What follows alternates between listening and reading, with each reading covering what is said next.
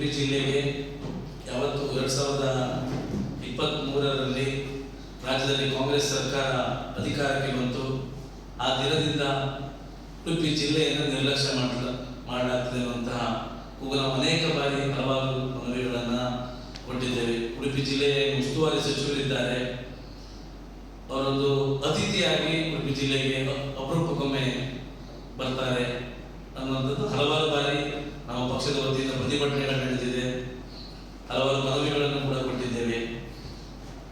ಹಾಗೆ ಇದೆಲ್ಲದರ ವಿರುದ್ಧವಾಗಿ ರಾಜ್ಯ ಸರ್ಕಾರದ ಈ ಒಂದು ಧೋರಣೆಯನ್ನು ಖಂಡಿಸಿ ನಾಡಿದ್ದು 16ನೇ ತಾರೀಕು ಉಡುಪಿ ಜಿಲ್ಲಾಧಿಕಾರಿ ಕಚೇರಿಯ ಎದುರು ನಾವು ಉಸ್ತುವಾರಿ ಸಚಿವರಾಗಿದ್ದ ಲಕ್ಷ್ಮೀ ಹೆಬ್ಬಾಳ್ಕರ್ ಅವರಿಗೆ ಯೋಗಪಂಚದ ಕಪ್ಪು ಬಾವುಟವನ್ನ ನಾವು ಪ್ರದರ್ಶನ ಮಾಡ್ತಾ ಇದ್ದೇವೆ. ಈ ಎಲ್ಲ ಹಲವಾರು ಸಮಸ್ಯೆಗಳನ್ನು ನಾವು ಈ ಒಂದು ವಿಚಾರದಲ್ಲಿ ಹೇಳಲಿಕ್ಕಿದ್ದೇವೆ. ಒಂದು ವಿಶೇಷವಾಗಿ 2023ರಲ್ಲಿ ಅಧಿಕಾರಕ್ಕೆ ಬಂದ ದಿನದಿಂದ ನಮ್ಮ ಜಿಲ್ಲೆಯನ್ನ ಕಡೆಗಣಿಸಲಾಗ್ತಾ ಇದೆ. ಹಾಗೆ ಒಂದು 2013ರಲ್ಲಿ ಉಡುಪಿಯ ನಗರ ಭಾಗಕ್ಕೆ ನರಂ ಬಸ್ಗಳು ಆರಂಭಗೊಂಡು ಸುಮಾರು 40 ಬಸ್ಗಳು ಆರಂಭಗೊಂಡಿತ್ತು. ಆದರೆ ಯಾವತ್ತು 2023ರಲ್ಲಿ ಅಧಿಕಾರಕ್ಕೆ ಬಂದಾಗ ಕೆಲವು ಭಾಗಗಳನ್ನು ಕೊಡಲಾಯಿತು, ಮಹಿಳೆಯರಿಗೆ ಉಚಿತ ಪ್ರಯಾಣಗಳನ್ನು ಕೊಡಲಾಯಿತು.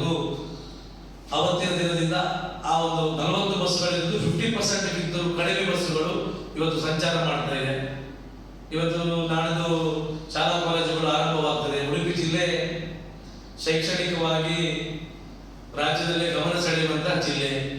ಬೇರೆ ಬೇರೆ ಜಿಲ್ಲೆಯ ಭಾಗದ ವಿದ್ಯಾರ್ಥಿಗಳು ಇಲ್ಲಿಗೆ ಬರ್ತಾರೆ.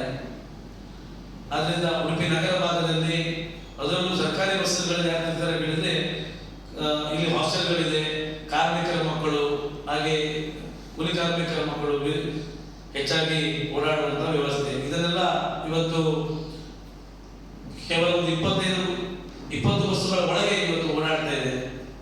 ಹಾಗೆ ಉಡುಪಿ ಜಿಲ್ಲಾಸ್ಪತ್ರೆ ಅಂತಕ್ಕಂಥದ್ದು ಹೊಸದಾಗಿ ಇವತ್ತೇನು ಹಿಂದೆ ನಿರ್ಮಾಣಕ್ಕೆ ಕಾರ್ಯಕ್ಕೆ ಚಾಲನೆ ಕೊಡಲಾಗಿದೆ. ಈ ಸರ್ಕಾರ ಬಂದ ಮೇಲೆ ಅದಕ್ಕೆ ಬಿಡಿಗಾಸವನ್ನು ನೀಡಿದೆ.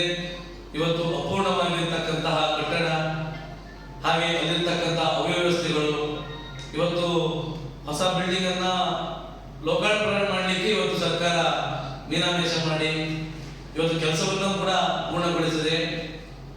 ಬಹಳ ಇವತ್ತು ಬಡ ರೋಗಿಗಳೊಂದಿಗೆ ಆಟ ಆಡುವಂತಹ ವ್ಯವಸ್ಥೆಯನ್ನ ಮಾಡ್ತಾ ಇದೆ. ಹಾಗೆ ಮನೆಯು ಉಡುಪಿಯ ಐತಿಹಾಸಿಕ ಪರ್ಯಾಯ ನಡೆದಿತ್ತು. ಆ ಒಂದು ಪರ್ಯಾಯದ ಸಂದರ್ಭದಲ್ಲಿ ಪರ್ಯಾಯಕ್ಕೆ ಸರ್ಕಾರ ಅನುದಾನ ಕೊಡುವಂತಹ ಭರವಸೆಯನ್ನು ಕೊಟ್ಟಿತ್ತು. ಬೇರೆ ಬೇರೆ ಪೋಸ್ಟರ್ಗಳು ರಾರಾಜಿಸಿದವು. ಆದರೆ ಒಂದು ಬಿಡಿಗಾಸು ಅನುದಾನವನ್ನು ಕೂಡ ಪರ್ಯಾಯಕ್ಕೆ ಕೊಡಲಿಲ್ಲ. ಗ್ರಾಮೀಣ ಭಾಗದಲ್ಲಿ ಕಂದಾಯ ಇಲಾಖೆಯ ಕೆಲಸಗಳು ಇವತ್ತು ತಾಲೂಕು ಮಟ್ಟದಲ್ಲಿ ಆಗ್ತಾ ಇಲ್ಲ. ಕಂದಾಯ ಇಲಾಖೆಯಲ್ಲಿ ಗುತ್ತಿಗೆ ಆಧಾರದ ಮೇಲೆ ಕೆಲಸ ಮಾಡ್ತಿರುವಂತಹ ಏನು ಭೂಮಾಪಕರಿದ್ದಾರೆ, ಅವರು ಹಲವಾರು ವರ್ಷಗಳಿಂದ ಕೆಲವು ಬೇಡಿಕೆ ಇತ್ತು. ಆದರೆ ಈಗ ಕಳೆದ 2 ತಿಂಗಳಿಂದ ಸತತವಾಗಿ ಅವರು ಮುಷ್ಕರವನ್ನ ಮಾಡ್ತಾ ಇದ್ದಾರೆ. ಇದರಿಂದ ಸಾರ್ವಜನಿಕರಿಗೆ, ಬಡ ಜನರಿಗೆ ಇವತ್ತು ಹೆಚ್ಚಿನಾಗಿ ಬಹಳ ತೊಂದರೆ ಆಗ್ತಾ ಇದೆ. ಇದೆಲ್ಲವನ್ನು ನೋಡಿಯೂ ಕೂಡ ಸರ್ಕಾರ ತನ್ನ ಒಂದು ಕುರುಡುತನವನ್ನು ಪ್ರದರ್ಶಿಸ್ತಾ ಇದೆ. ನಮ್ಮ ಉಸ್ತುವಾರಿ ಸಚಿವರು ಕೇವಲ KDP ಮೀಟಿಂಗ್ಗಳಷ್ಟೇ ಸೀಮಿತವಾಗಿ ಇಲ್ಲಿ ಧ್ವಜಾರೋಹಣ ಇರಬಹುದು, ಯಾವುದು ಪ್ರೋಟೋಕಾಲ್ ಇದೆ ಅದಕ್ಕೆ ಮಾತ್ರ ಸೀಮಿತವಾಗಿ ಈ ಜಿಲ್ಲೆಯ ಉಸ್ತುವಾರಿ ಸಚಿವರಾಗಿದ್ದಾರೆ ಬಿಟ್ರೆ ಈ ಜಿಲ್ಲೆಯ ಅಭಿವೃದ್ಧಿಯಲ್ಲಿ ಸಂಪೂರ್ಣವಾಗಿ ಅವರು ನಿರ್ಲಕ್ಷ್ಯ ಮಾಡ್ತಾ ಇದ್ದಾರೆ. ಇದನ್ನು ನಾವು ಯುವ ಮೋರ್ಚಾ ಖಂಡಿಸ್ತದೆ. ಮತ್ತೆ ಇದರ ವಿರುದ್ಧ ನಾವು ಕಪ್ಪು ಬಾವುಟವನ್ನು ಪ್ರದರ್ಶನ ನಾಡಿದ್ದು KDP ಸಭೆಗೆ ಅವರು ಬರ್ತಾರೆ ಅನ್ನುವಂತಹ ಮಾಹಿತಿ ನಮಗೆ ಲಭ್ಯವಾಗಿದೆ. ಅವರಿಗೆ ಕಪ್ಪು ಬಾವುಟವನ್ನು ಪ್ರದರ್ಶನವನ್ನು ಕೂಡ ಮಾಡ್ತೇವೆ. ಈಗ ನಾವು ಪ್ರೆಸ್ ಮೀಟ್ ಮಾಡಿದ ಮೇಲೆ ನಮ್ಮ ಮೇಲೆ ಕೂಡ ಇದನ್ನು ಸರ್ಕಾರ ಇದನ್ನು ಹೊತ್ತಿಕ್ಕುವ ಕೂಡ ನಮ್ಮ ಮೇಲೆ ಪ್ರಯೋಗ ಕೂಡ ಆಗ್ತದೆ. ನಾವು ಅದಕ್ಕೆ ಖಂಡಿತವಾಗಿ ಜಗ್ಗುವುದಿಲ್ಲ. ಹಾಗೆ ನಮ್ಮ ಜಿಲ್ಲೆಯ ಜನರ ಧ್ವನಿಯಾಗಿ ನಾವು ಕೆಲಸ ಮಾಡಲಿಕ್ಕೋಸ್ಕರವಾಗಿ ಈ ಒಂದು ಪ್ರತಿಭಟನೆಯನ್ನ ನಾವು ಹಮ್ಮಿಕೊಂಡಿದ್ದೇವೆ.